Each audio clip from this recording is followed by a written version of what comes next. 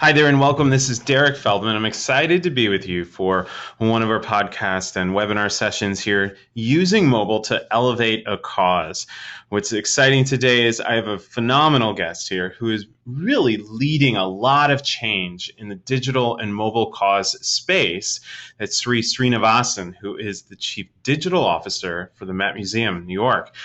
Wonderful session that we'll have today, and he'll provide some interesting, I think, ideas for all of us as we think through how mobile is really transforming our relationships with causes in general. As usual, these sessions are recorded. You can view these at a later date. Feel free through podcast or the webinar recordings. And Sree has made a couple images available for us, and those will be available in that webinar recording too as well. This is an interesting topic because as we've looked at the full year of different interviews that we've done, we've looked at different ways that we're trying to engage individuals with our causes, our issues that we're focused on for an organization. There's one fundamental piece that's transforming this relationship that we have with causes, and that is this mobile device. Our ability to be activists anywhere, anytime, participants, whether you're a museum or a hospital, all different types of ways that we can fundamentally try to engage in the issue that I care about, both impulsively at times and, of course, thoughtfully, maybe through web or other types of mediums. And when we were looking for a guest, I will say this, that I have a chance to interview a lot of different people, and I had a chance to read an article that was done about Sree, and it's a phenomenal background about some of his work and where he's come from. Sree actually, before this, was at Columbia University doing some of their chief digital components there, and he's really been at the forefront of a lot of the digital space in general. And what's the great thing here is that today he's going to be talking about what he's doing to really transform that for the Met, of course. He's the Met's first digital officer, chief digital officer, and he's also leading a team there who's doing some creative type things to make sure that not only patrons and their members, but the general public is involved, or at least having some relationship with the institution in some way. And as most of you know, as a museum, typically we want people in person all of the time, right? To see the exhibits, check things out. Well, he's transforming that in many different ways. Sree, I'm excited that you're here. Welcome. Thanks for having me. That's quite the introduction. I am delighted to spend some time talking about digital stuff, just so your folks understand how old digital conversations are in big institutions. We started teaching digital news at Columbia back in 1995. So that Wow. was really, really early days. And we used to call it new media then. And there were conversations about whether people should have email addresses on business cards. I used to do sessions like this. There were no podcasts then, but I would do sessions like this in corporations, in classrooms, saying, hey, this new thing, email is worth it. Let's get on it. And then I would talk about the web and say the web is useful. Get on it. Like that, there were multiple things that, as new technology comes, sometimes people have trouble kind of getting with the program, and you can't blame them because the familiar makes a lot of sense. I can give you an example, even with an earlier technology, and not all your audience members have seen a fax in action, but when my father, I went to high school in Fiji, that's another story, but when I was in high school, my father got a fax machine at home. And I kept saying, why do you need a fax machine? You already have the telex and the telephone. What will you do with a fax machine? And so you can be yourself not really open to technology. And so I am always now trying to say, like, what makes sense and what is appropriate for us as we're thinking about the role of technology in our lives.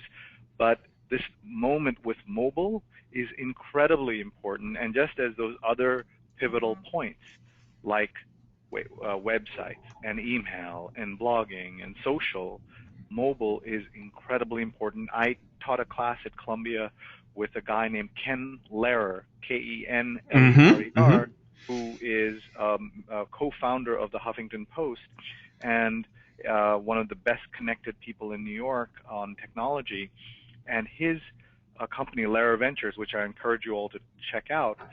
They have funded some of the most important companies in the world of technology, and his Twitter handle is @KenLehrer. He would say in class that these are the things we need to keep an eye on: social, mobile, video, and geolocation or local. And those four things are incredibly important, but we're now seeing the power of mobile. Even though I've been teaching and talking about it for so long, I've been advising people, my students, other companies, but this past year we worked on mobile at the Met, and I've learned so much and look forward to sharing and hearing your questions too, Derek. Well, Sree, tell me about this transition to the Met, because you're at Columbia, you're leading some incredible things there, but you go to, somebody calls you up and says, hey, we're interested in you heading to the Met.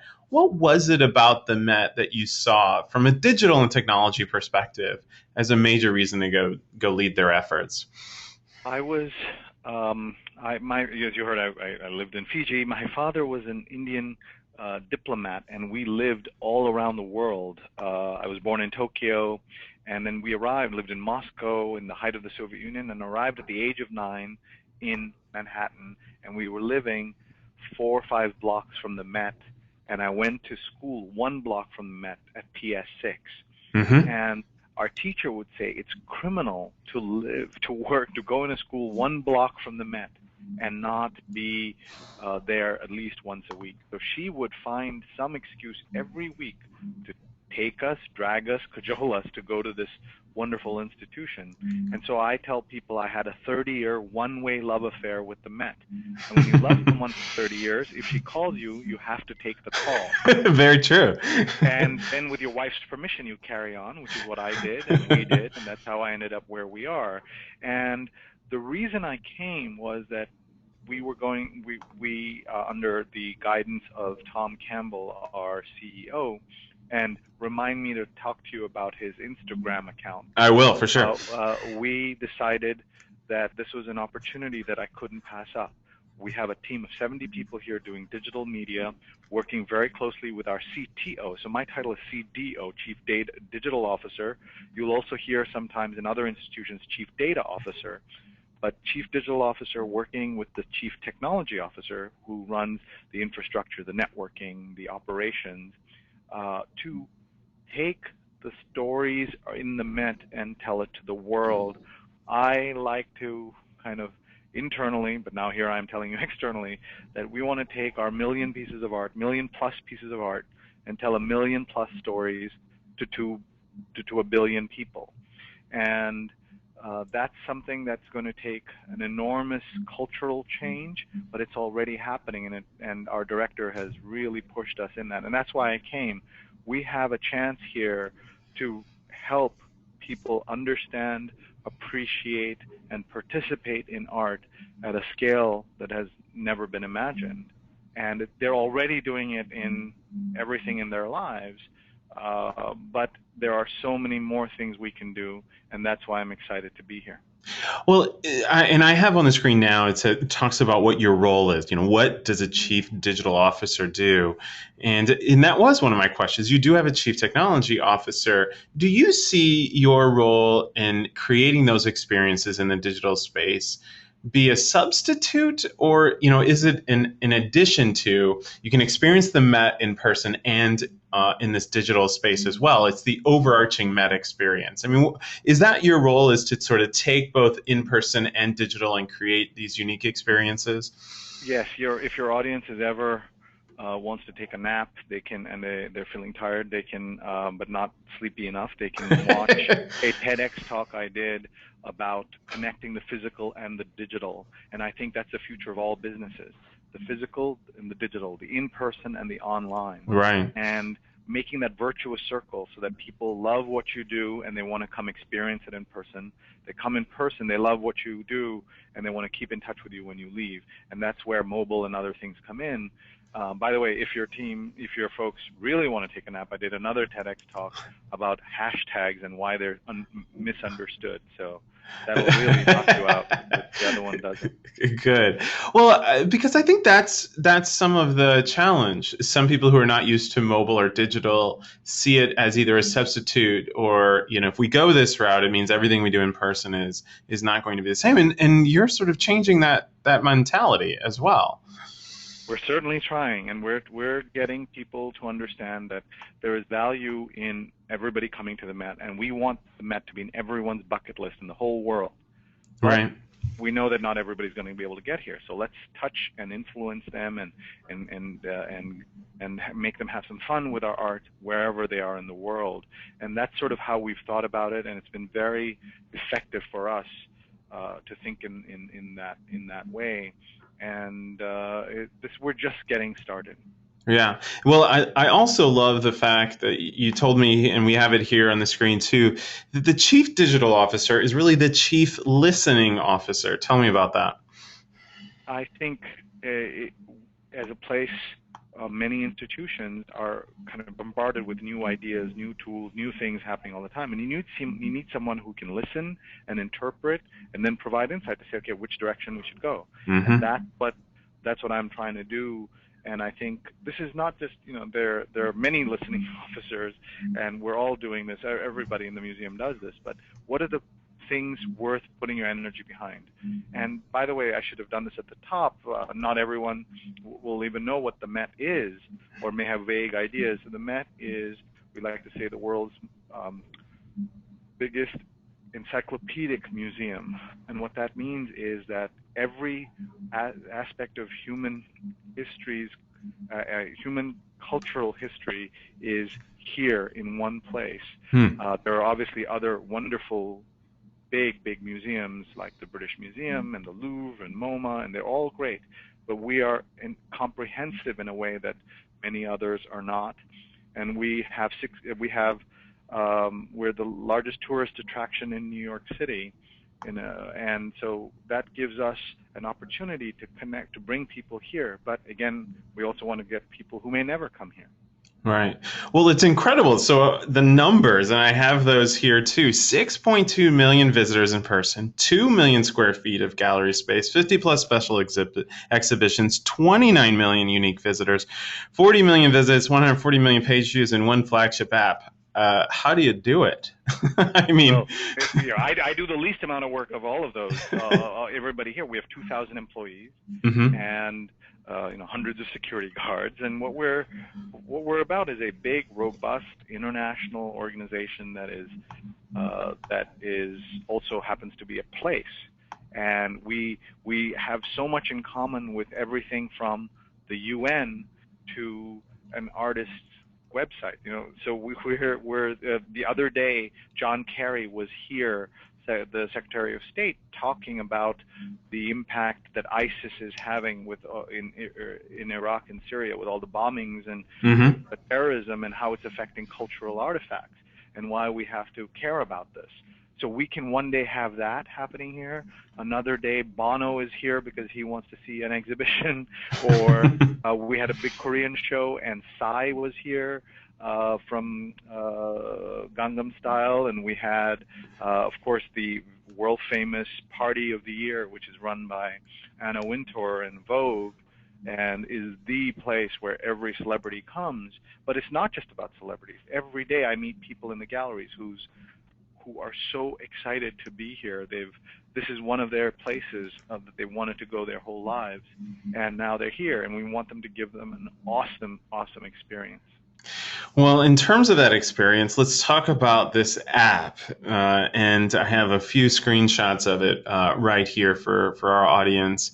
Tell us about the early days of the thinking around the app, if you have any of that, and bring us through the decision to do this, because we've heard apps can be very expensive, very timing, and there's just so many things that go into that development. So I'd love to hear your initial thoughts and what happened during those formation days. Well, we have had a very robust website for years, and so we weren't really sure how we approach this idea of apps. And Eric Schmidt, the chairman of Google, has famously talked about how this device in your pocket is going to change the world. And our director, Tom Campbell, was interacting with Eric, and he really understood that this was going to be important. We went out and were consulting with, we had a consultant named Loic Talon, at Loictallon, Loic Talon, who is a consultant to various big museums and runs a major conference on mobile. And we had him come work with us. And then we had this opportunity, because we had support from the Bloomberg philanthropy, to have the resources to hire him in-house. So we went out and hired the best consultant in the world, and the idea was we were going to work with Loic, who would be in-house full-time, to come up with a strategy, and then our internal digital team would work with an external vendor, and we did an RFP and looked at dozens and dozens of companies, and we finally settled on a firm called Instrument out in Portland, Oregon. And that in itself was interesting, right? So here we are, big institution in New York. Very, very hands-on, and we were going to hire somebody clearly like the furthest you could get away beyond the continental United States, and say, work with us. But this was where Loic and his team, including Liz Filardi, I keep tweeting, I keep sending out Twitter handles because I'm hoping people will follow these. Right. No, good. Thank you. At LizFilardi, Liz Filardi. Both of them came up with a plan, and working with our design team and our marketing team and all of that, we came up with 3 ideas. And somewhere in the slides and images we have like a picture of one of our whiteboard or brainstorming sessions. You can see them. But we also came up with 3 ideas that this should be absolutely critical for success of our app, and that is, it should be useful, it should be simple, and it should be delightful. And those 3 ideas resonate with all the best apps in your pocket right now. And if you like, I can share some of my favorite apps that help guide my thinking through this. That'd be great, please. I always think about apps that can help you in ways and do 1 or 2 things really well and are really beautiful. That combination is very important.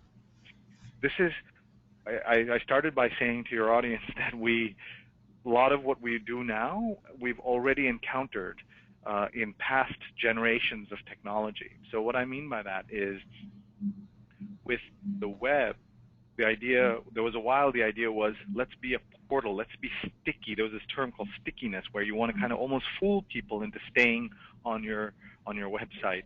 And you may not remember this, but there was a time when Yahoo was in the auction business. Yahoo was in the travel business. Now Yahoo has a terrific travel website, which is really big and robust and very powerful, but it was like in the travel sales business for a while, auction business. And all these websites were like, let's fool people into staying. And then along came Google, and what did they do? They said, if you love somebody, set them free, because you'll always remember who sent you away. Clean, empty website, when all the thinking was sticky.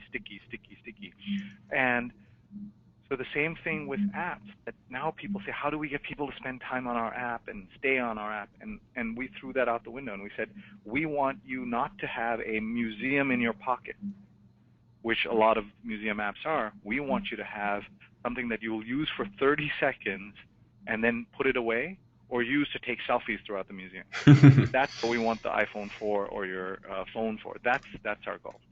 So with that as our background, we looked at some apps that many of us love, and I'll give you examples. One is Dark Sky. Do you use that? Yes, I do. Yeah. Dark Sky, or I was going to call it Derek Sky. Well, that would have been nice. With the Kickstarter app that a campaign that became so successful that they were offered millions of dollars by other big companies, and they said no. I don't know if they've since been bought, but what they did was, in a world full of weather apps, they did one thing really well. Is it going to rain where you're standing in the next hour? That's it. And again, the simplicity, utility, beauty, delight, those are the elements of that. And it's just so beautifully designed. It's nice on a phone, but it's gorgeous on an iPad. Mm-hmm. And the importance of design and beauty is something that we have to always think about, especially at a museum. So that was one app. Another app I love is called Moves, Moves. And Moves was an app from Europe, which I'd never heard of. And at a time when everybody's wearing a Jawbone and a Fitbit and a this and a that, this is in your phone and it tracks your movements. Hmm. And and it's free. And I've been advocating it since last year, and it counts your 10,000 steps that you're supposed to do, and everybody says you're supposed to do it, and you never do it.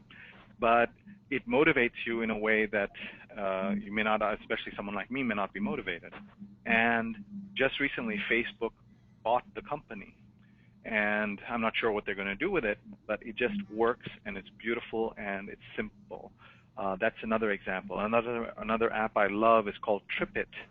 I don't know how anybody in the world travels if My they're not favorite using when I'm exactly. what TripIt does is it takes all your itinerary items, your car, your hotel, your flight, all of that, and builds this beautiful web. It's a web app first, but then web page, and then it now does it as an app, and it just again so beautiful and so simple, and it's free. And I loved them, and I loved it and used it for so long that I became a pro member, $50 a year, for no reason apart from that I liked it, and I wanted to support it. And they were bought by a big company called Concur, and Concur was just bought by SAP for $8 billion, not because of TripIt, but TripIt now, its future in a huge, enormous corporation is going to be fascinating to watch. But I hope this starts to give you kind of the contours. It does. Well, and I'm flipping through for our folks that can see this online through some of the pieces of the app. It's organized. I like the dial in the top right-hand corner here that has the different sections. And now I'm flipping through exhibitions and highlights, today's events, staff picks. I mean, all of these are incredible things. But how did you get to a point where you said this is what it has to have functionality-wise? I mean, how did you get there? And we did that, and this is all the work of Loic and Liz and our team. And it wasn't just the digital media team. It was the importance of cross-institutional buy-in and having people across the museum in every department. And we're a big place, so everybody from visitors department, the visitor services, to the curators, to marketing, to the design department. And so, we'd have these, and then the technology team, and we'd have these giant update sessions and education. Everybody wants their screen, right? It's like everyone fights over the nav bar of the website. Right. The same, and I've been through those wars. We're able to say, well, this is what makes sense for us now, and we don't want to be everything. So one of the things that has resulted in this really simple app is that it has changed the way I use and access the Met myself. And I joke that even if it doesn't help anybody else, at least it helps me. Yeah. Because right now, when you go to our website, we have too many options. The Met is an overwhelming place. The website is overwhelming in a good way. All of these is good, but when you present people with multiple choices, they take almost none. Right. And we wanted to give them fewer options, not more. And that goes against your gut in everything that you have to, let's shove everything in there. And that's one of the differences in what we're trying to think about. And so when you created the app and you looked at some of these pieces here, what by far has been, I would say, the most visited or used component of the app to date?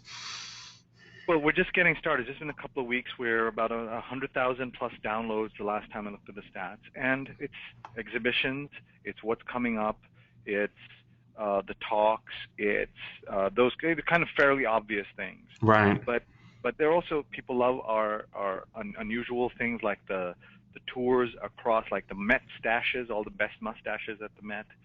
Things like that are also, people are liking that very much.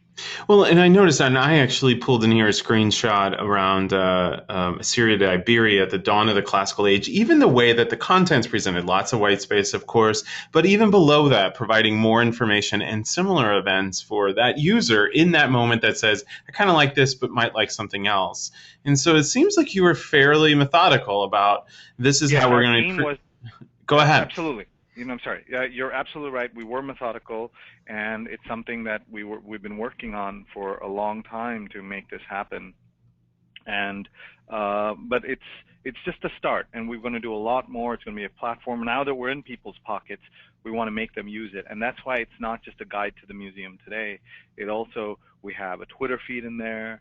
We have Hmm. an Easter egg that most people, we never talk about in any of our promotional materials. But if you take the phone and you hold it sideways, it tells you, it gives you our artwork of the day.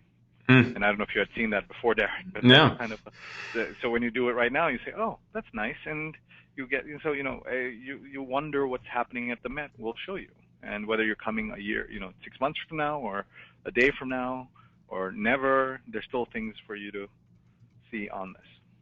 So our fundraisers and marketers would like to kind of know too, how much are you getting in the donation and membership? I mean, has it been a successful selling tool for membership and others, or has it been more of an information tool? Well, it's mainly an information tool, but it's way too early for the donation membership parts yet because we haven't really promoted that.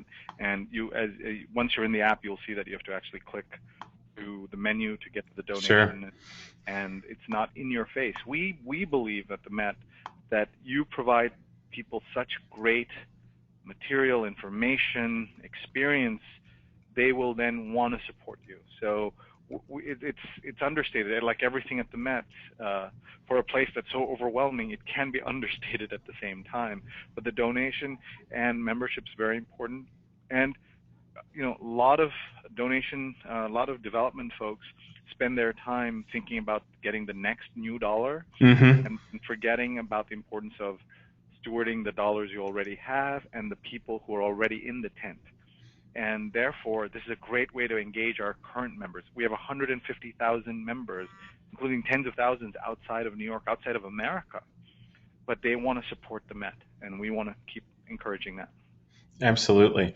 A couple things you have, and I'll put up a slide in a minute that talks about the different channels, but in specifically here about the app, are you doing any exclusive components in the app or on the mobile website or in other channels to bring your audiences something that they hadn't experienced?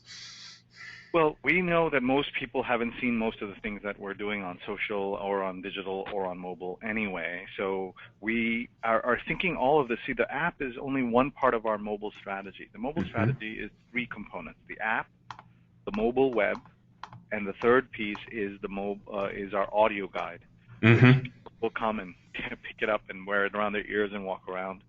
And so we have to think about all three together. And the app, when we want to give you more information, goes to the mobile website. And we need to really think, all our organizations, do we have a responsive website that is a mobile, not just a mobile optimized, but a mobile website? Just like you wouldn't say, do you have a laptop optimized website? Maybe we did it in 1999, but we don't say that anymore. We don't need to be thinking mobile optimized. We just a website, and a website should be all of these things and work on all of these places. Well, and it's interesting you mentioned that because on the screen now I do have some of your mobile website up, metmuseum.org, taken through one of our iPhones here, and so you have some pieces here: the visit, the current exhibits, search, events, give and join. Talk to us a little bit about the layout and functionality that you're going for in this mobile environment here versus the traditional website. Um, what we're trying to do is in the mobile site, and by the way, we're still very early in this. We have a lot of work to do. We know, Mm-hmm. and so that's something that we are actively working on. But the idea is that we're not done with the mobile site. We need to make it smarter, better, simpler. And what we've done is highlight a few things on there, including the give and join Mm-hmm. functionality, but we've got a lot more to do. And as I flip through some of the screenshots, again, you're taking, it seems, a little bit of the approach of, at least right now, that helping the individual get to the kind of exhibits or content within the museum if they're attending there too as well. And I see that through your current exhibitions place. And then, of course, on this visit screen here, talks about your hours admission and so forth. And have you discovered with your members that your members are wanting something different, whether it's the app or this mobile website, than your visitors that are not your members? I think we are certainly seeing that our members are excited to try and get more information, but we also want to give it to them in a steady flow, and at the same time maybe incentivize other people who have already know the museum well, but give them a reason to come back. So Yeah. that's something we think about as well. So I'm sharing right now all of the Met Museum's channels, Facebook, Twitter, Pinterest, and I'm sure everybody would love to have these followings. Love to hear your view about how you look at these platforms, all of them, whether separately or all together. What's your social media engagement view, especially even in mobile? Yeah, so I want to start by giving a shout out to our social media team. We doubled it to 2 people. And if you go on Twitter, at Met Museum is our Twitter handle, Instagram, etc. All of those are at Met Museum. And in them, you can see on the Twitter handle, we did something just this week, where we added, their names are always there, Lucy and Taylor, but what we've done now is put their Twitter handles, and to make it more of a personal touch, and to give people another way to interact with the museum. So I want you all to follow at Taylor, Taylor C Newby, Newby, so C is his middle initial, and then Lucy's Twitter handle is Met Every Day. Met Every Day. She was born for this because she loves the Met so much. She was already working in another department, but we just saw that how much she loved the Met, and that kind of became her destiny. And so she's now in social media at the Met. And what they have is a plan for every one of these things. We have so many channels, so much material being shared, but it's over a 7-year period that we started this. And each of these, we wait to see, does it make sense for us? And if it doesn't, we don't use it. Whenever our audience is ready and we're ready, that's when we do it. Absolutely. And when you look at some of the platforms here with Facebook versus an Instagram or Weibo and all the rest of these, do you get a sense that that some of these will potentially die out and you'll move into other things, or are these pretty much the staple platforms that you'll continue to use? Oh, by the way, you cannot predict any of this, right? Of course. If you had asked me in 2005, I would have said MySpace is here forever. It is here forever. I mean, it's still here. It's a music thing now, and it's much smaller, and Justin Timberlake owns it, I think. That's right. That's right. Yeah. So all of these things change, evolve, etc. And all we can do is use them when we are ready for them and when we need them, and then we move off if we don't need it. So the Weibo platform is a great example. Most people will not know it. I didn't know much about it. It's China's Facebook and Twitter combination, and it's spelled Weibo, but pronounced Weibo. And we were finding that we're doing Twitter, Facebook, YouTube, but it's all blocked in China. And China is a huge market for us. 10% of our visitors are from China. 10% of our app downloads are now in China, even though it's an English app. It's amazing. And China's opening a museum a week, and there are 300 million Chinese with passports. So we want to be engaging with them. So we worked with one of our interns, and we did a pilot project. To call something pilot is a way to get anything done at the Met or any big institution. And we started this pilot project, and it has worked out really nicely. In the first few months, the first 60 posts had 3 million views. And that tells you more about China than it does about us. Right. It also tells you that people are really hungry for good content. So in terms of all of your social media engagement, you had mentioned, I need to ask you about your CEO's Instagram too here, and I'll do that in a second. But is it that there is an expectation that almost your program staff and everybody has using their own mobile devices to capture the Met experience everywhere? I mean, what's sort of the policy or the piece in and around individual staff members using mobile? Well, we are trying to get more people to use it, but we are also very careful because we don't want them to be speaking for the museum, Right. but they're always speaking as being part of the museum. One of the biggest mistakes in social media is to put on your bio, RTs are not equal to endorsement, or views are my own. And millions of people do this. They're saying, Sree, what are you talking about? Well, the fact is that those are crutches, and crutches that will come back to haunt you. And what I mean by that is it gets you a sense of comfort to have this disclaimer, but the disclaimer does not help. So many people have gotten in trouble because when you retweet something you don't agree with, or is horrendous, or is racist, or sexist, or whatever, no one sees it and say, gee, I wonder if Derek really meant that as an endorsement. And you go find his Twitter feed. Oh, good. Thank God it says he's not endorsing, Ray Rice is a good man, or whatever. Yeah. No, I mean, you're not doing that. You meant to say, look at this, it's outrageous, but that's not what you said. So that's why I would reckon that you're better off by just saying to people, really watching your Twitter feed and watching what you say. I spend 3 to 6 minutes on every post I write. And you'll say that's insane, and it is, and I don't have a real life. But I do that because every post I write could be the last post I write. Twitter is the only thing I do today that can get me fired today. Facebook is the only thing I do today that can get me divorced today. And everything I do on Twitter, as you know, and everything you post is going in the Library of Congress. And so I'm not writing for me or my alleged audience of thousands of people, which we'll get to in a second, which is not really the case.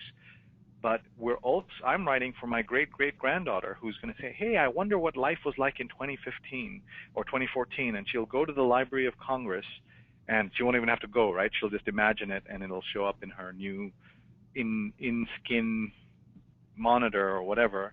And she'll say, let me pull up Grandpa Sree's life, and let me see what it was like. Boy, he was really interested in causes and helping and social justice, and he seemed like a decent guy. Or, my God, he was tweeting about everything he ate every day and his shoes. And while she'd be interested in some of that, I think she would think a little less of me. And so that's who I'm tweeting for. That's who I'm thinking of when I'm posting, in addition to anybody else who's following me. One of the frustrating things about social, you do all this work and no one sees it. One of my sayings, almost everyone will miss almost everything you do on social. Right. So that means you have to really think about posting at different times, posting at different, thinking about crafting your tweets. You have to be a student of your own social, and you have to craft your messages in a really smart, elegant way. And I'm not saying I do all of this or I'm successful at it, but I treat each of my tweets also as a class. Because I have had so many, I've taught Twitter to hundreds, thousands of people over the years. I think of every one of my students when I'm tweeting so that they don't say, hey, look, and by the way, they jump on me whenever I make a mistake or I do something. And so what I encourage people to think about with Twitter is, yes, it's frustrating, but know that the frustration can be part of what social is. So I'll give you an example. There's this amazing cause campaign called Why I Stayed. Around, you know about it. This is all around the Ray Rice stuff. And the Why I Stayed campaign was not like, the woman who wrote it, she didn't say, I'm going to do a cause campaign called Why I Stayed. She was just genuine and just posted it and say, this is what I need to share with the world. Expression, for sure. And this is a woman named Bev Gooden who just couldn't believe the appalling things journalists were saying on television or whatever, Beverly Gooden. And so she posted that, and then she did, and then the whole thing happened, and I saw a wonderful piece by Jared B. Keller, at Mike. MIC.com is a millennial news site. Very good. Yeah, we use them. I'm sure your folks know them well. Yeah, partners for sure. Oh yeah, and so at Jared B. Keller wrote this incredibly moving conversation. He had this moving conversation with her and wrote this thing, and so I tweeted this. And when I tweeted it, I had thought that this is going to go to millions of people. I have allegedly 50,000 followers, but those numbers really don't mean anything. I have a tool that I use called Social Flow, which is a professional tool that that posts content according to when your audience is there, and so it tells you how many engaged people are there at any moment. And I can tell you that at no moment in a day are there more than 1,000 people from my 50,000 plus people online.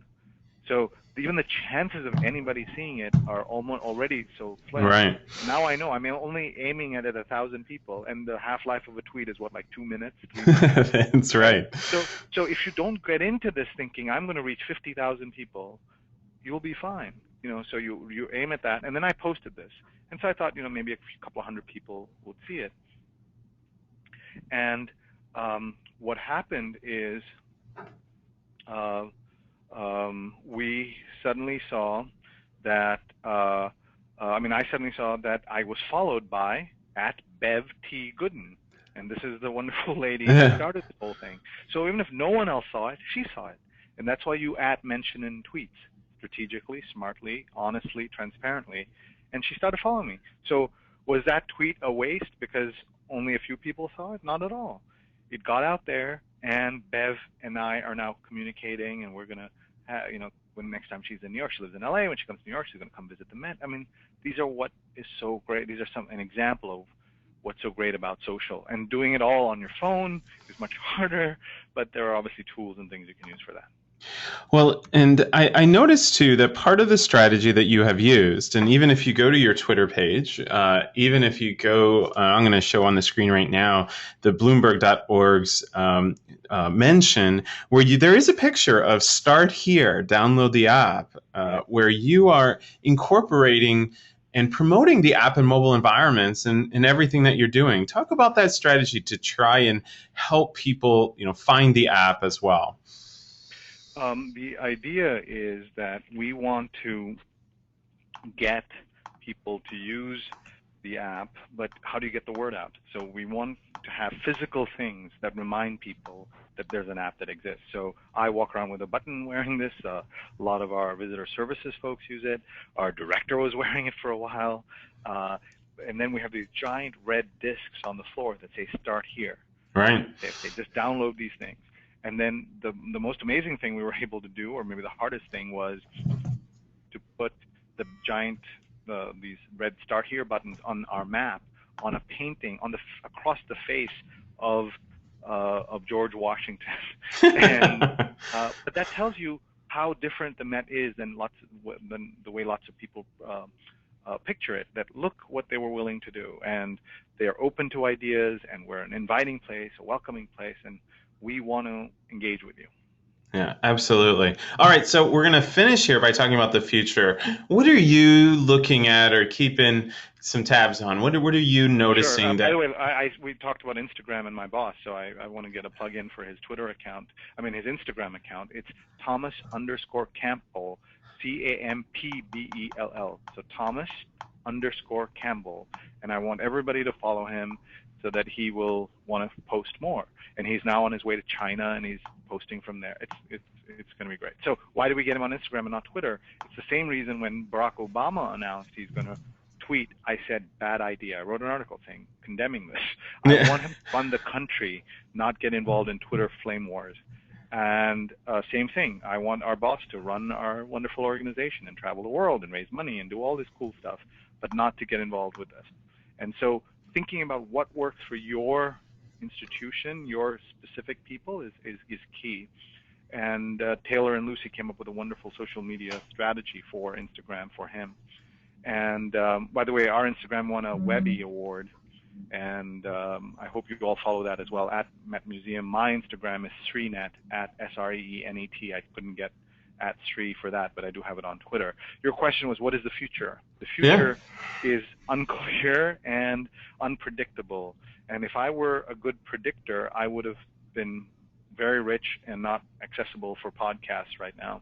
I would have been in a beach in Fiji and just hanging out and not on social media at all. But you have to probably be keeping your eyes on some things that you're interested in. So tell us some of those. So those are mobile, social, geolocation. I go back to what Ken Lehrer was saying 5 years ago, that those things are not going away. People are going to be even more focused on getting their information online, but on mobile, and working through the technology to connect and share. And some of the features of iOS 8 are part of this story, and so that's also interesting to me. Very good. Sree, thanks so much for the time today. I really, really appreciate it. Oh, I'm my pleasure. And if I can ever help with anything your audience is doing or talking about, happy to participate. Absolutely. Well, Sree, thank you again. And thank you, everybody, for listening today on our session here about using mobile to elevate a cause. Sree and the Matt doing some incredible work. Make sure that you follow some of the individuals that he had mentioned, and we'll try and put those out in a post too as well. The full recording will be available in a couple weeks. And if you have any questions, feel free to let us know. Thank you again, and we wish you all the best. Take care.